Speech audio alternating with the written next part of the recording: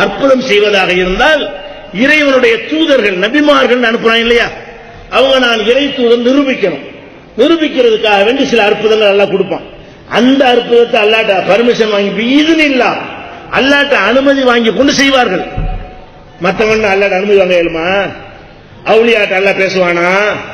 அவருக்கு அல்லாஹ்ட்ட வகி வருமா? وَأَوْحَيْنَا إِلَى أُمِّ مُوسَى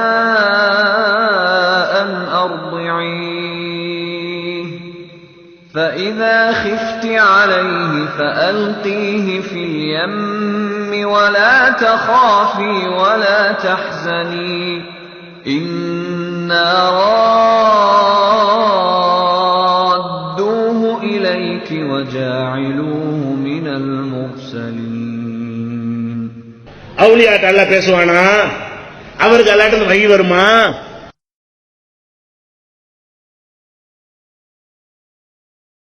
அப்ப இஸ்லாம் என்ன சொல்லுது? எந்த மனுஷனும் அற்புதம் செய்ய முடியாது.